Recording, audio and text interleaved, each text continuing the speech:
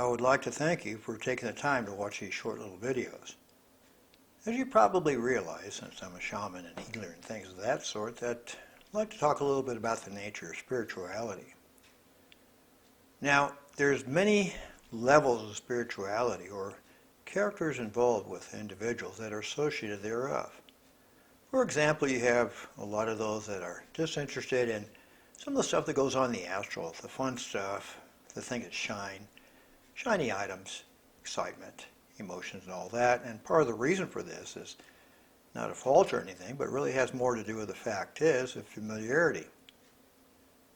So, then you have other individuals who are interested in I'm going to use the term loftier approach to spirituality.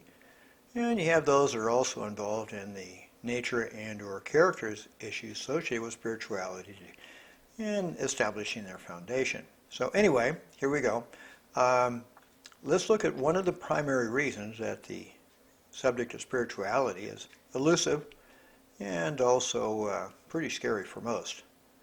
First of all, we have two ways of perceiving things. One is on the intellectual side of things, which is limited, and it is only available to information from the five senses, and also all perceptions from those five senses, where it carries those characteristics that, based upon the assumption of separateness, that all things unknown are dangerous.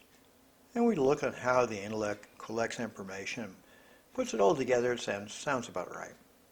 Then you have the spiritual side of ourselves, which is also in tandem with an attribute of our quality and our character. Now, where this gets interesting, though, is when we start drawing our attention towards the spiritual side of ourselves, the intellect naturally does everything it can to prevent this from happening. It's doing so for good reason, because it truly believes that anything unknown is dangerous, therefore, in order to protect the body at all costs, which is its prime directive. The intellect has no choice but to do everything it can to continue the pathway to spirituality.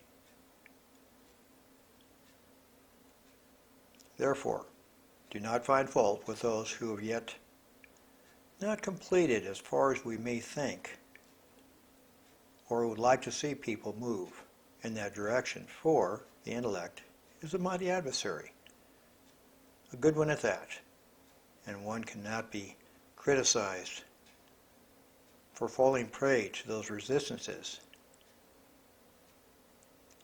However, what's interesting is eventually when these resistances become familiar and the individual starts to realize that they're nothing more than a smokescreen, movement towards a more spiritual quality or condition becomes possible. And with that, thank you for your time.